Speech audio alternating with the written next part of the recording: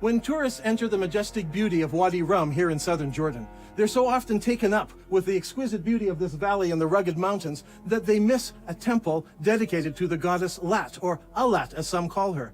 This Nabatean temple had a sacred area. It was located in front of the temple, with the mountains marking off the sacred area.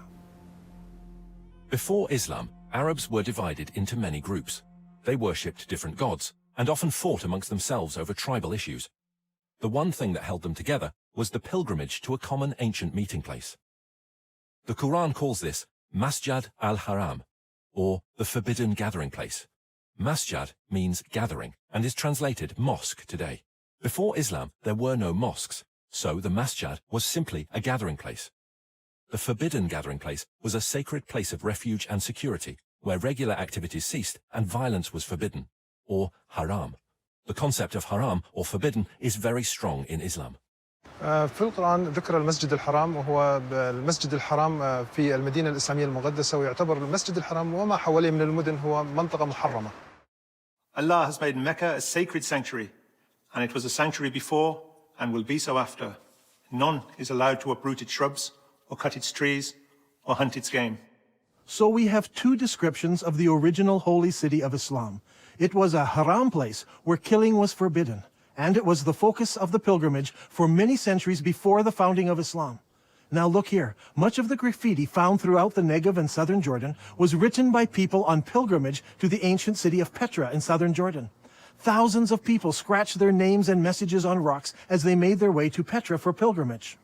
This creates a problem for us. Mecca is unknown in maps and literature before and during the rise of Islam.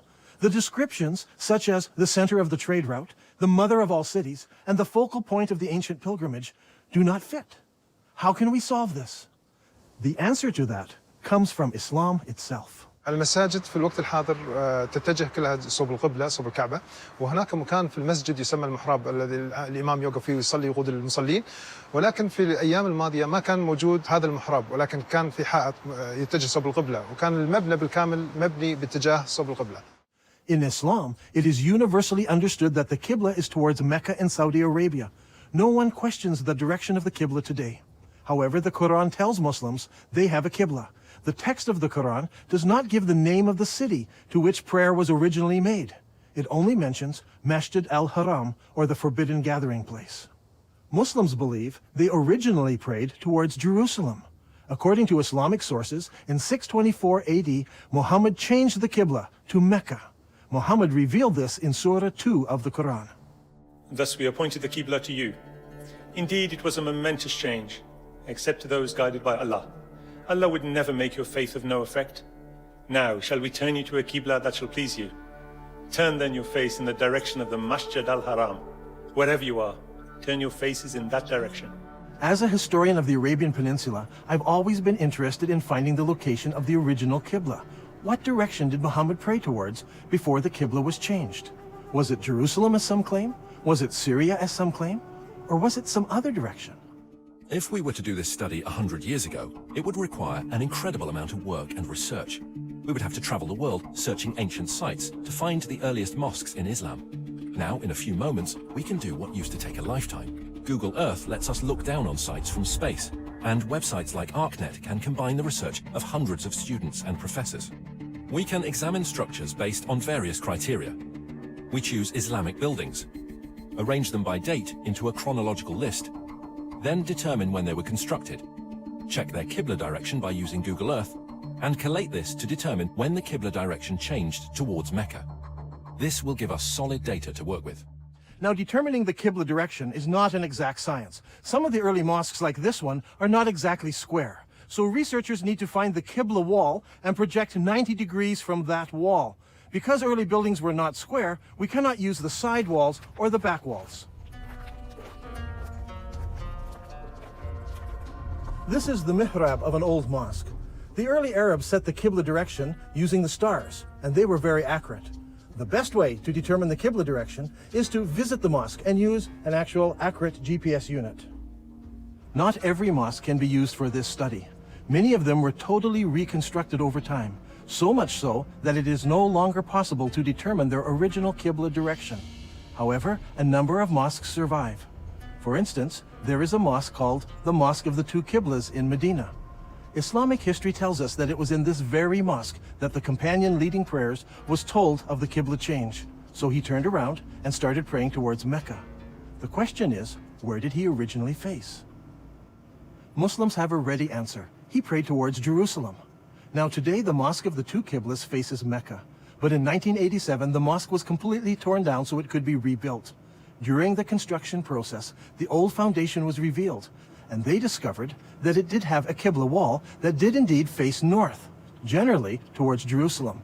And so Muslims believe originally the Qibla was towards Jerusalem. There is a simple way that this can be put to the test. If we go to the earliest mosques that were built, where we can identify their direction of prayer, we can plot them on a map and see if their lines converge. We'll find one of three things. They all point in different directions. They all point to Jerusalem, or they all point to another location. After the Mosque of the Two Qiblas in Saudi Arabia, there are a further 11 early surviving mosques that we can research.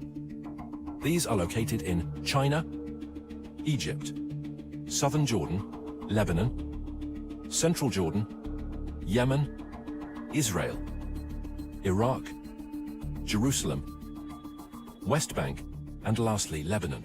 So, if we go in the order that they were built, the second surviving mosque was built in Guangzhou, China. Guangzhou is the modern name for what was known as the city of Canton.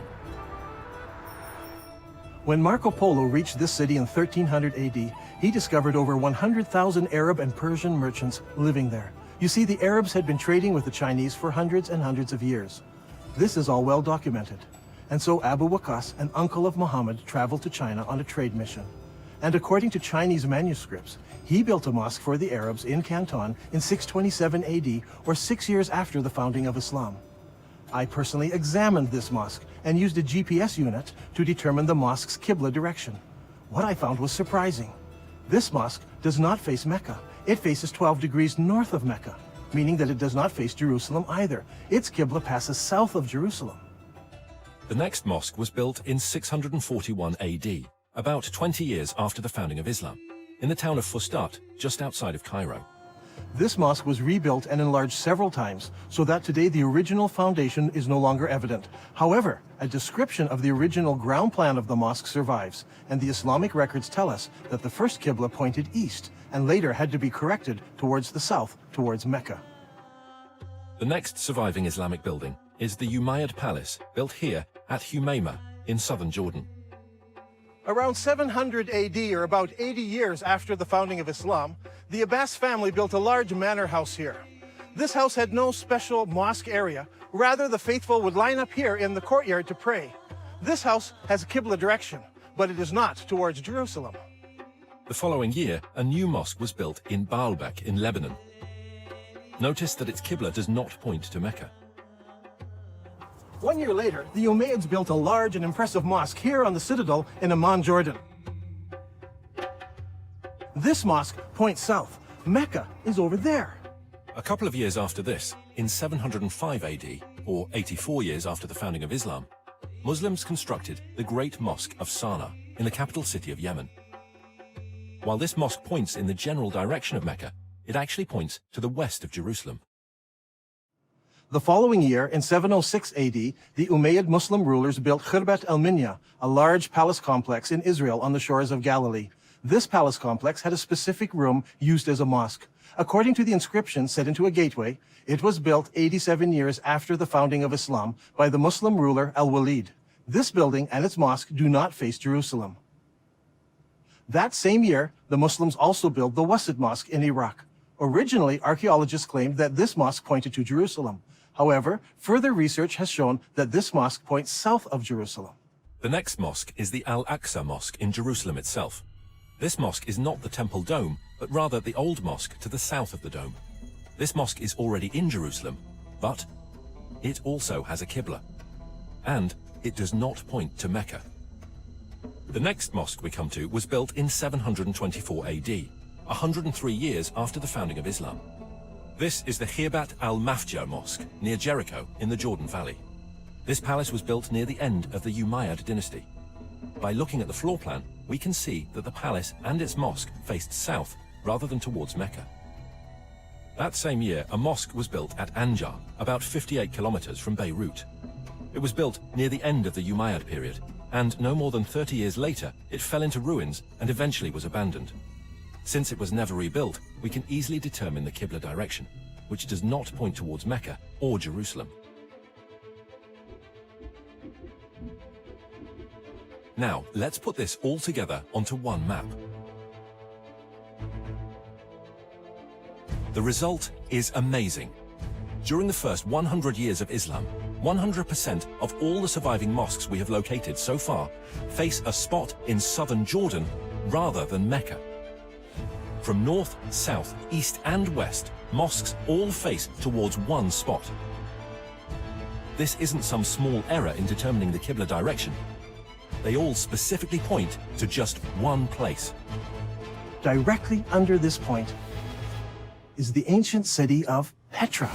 This is a city that is well known to us today. It is a popular tourist site. Tourists come from all over the world to marvel at the great temples and the monuments in this city. Could it be that Petra is the mother of all cities described in the Quran? It was the focus of the ancient Arab pilgrimage. So could Petra also be the birthplace of Muhammad and the founding city of Islam? الآن غريب يعني أنت تقول إن البتراء لكن البخاري يقول لنا هي القدس. فشلون تبي نفكر في هذا الأمر؟ شلون تبينا نقبل هذا الشيء؟ يعني البخاري قال لنا القدس. Every good Muslim tells me that Muslims used to pray towards Jerusalem. They know this because Bukhari tells them this. And I agree, Bukhari says it was Jerusalem. But Bukhari is writing some 200 years after Muhammad, and he's writing more than 100 years after the Qibla change took place. So he's not an eyewitness. He's just collecting what people are remembering. And he actually notes several conflicting ideas that were circulating at the time. While some people were offering morning prayer at Quba, a man came to them and said, "A Quranic order has been revealed to Allah's apostle tonight, that he should face the Kaaba at Mecca. So you too should turn your faces towards it." At that moment, their faces were towards Syria. And on hearing this, they turned towards the Kaaba at Mecca. I believe that originally Muhammad, while living in Medina, prayed north towards Petra, which was in the Roman province of Syria. By the time Bukhari was collecting his stories, people had forgotten Petra, and everyone remembered that their great-grandparents prayed towards Syria. دان القرآن يقول لنا مسجد الحرام في بكة. فيا ترى بكة وين موقعها الحقيقي؟ Those who bring up the argument about Becca raise an interesting point. I agree that in Islamic literature, the name Becca is synonymous with the first holy city of Islam. When Muhammad was a young man, the people decided to rebuild the Kaaba. In the rubble, they found several building blocks with inscriptions written in Syriac, the language of the Nabateans. They found a Jew who could translate it for them. "I am Allah, the Lord of Becca. I created it on the day that I created heaven and earth, and formed the sun and moon, and I surrounded it with 7 pious angels. It will stand whilst its 2 mountains stand, as a blessing to its people with milk and water." The word Becca is an ancient Semitic word which means to weep or lament. If a location was assigned the title Becca, it would mean the place of weeping. The name Becca has never been used of Jerusalem. It appears only once in the Bible in Psalm 84. Here it is used in reference to a valley of weeping. But the Quran also speaks of a valley of weeping, where Hagar was weeping over Ishmael. The Quran places this story in Becca, which is the early name for the place where the Kaaba was built. Surely this location was not Jerusalem, which is built on top of a mountain and not in a valley. I think the answer is quite simple. There were many major earthquakes in Petra, such as the one in 551 AD, only 19 years before Muhammad was born. We are told that during that earthquake, much of Petra was destroyed. Petra could have been called the Valley of Becca, because so many people were killed over so many years from all the earthquakes. If Petra is the holy city of Islam, then there should be evidence of Muhammad's tribe, the Quraysh, around Petra. If Dan Gibson can find Muhammad's tribe, it will greatly support his theory that Muhammad was from the Petra region and not from Mecca.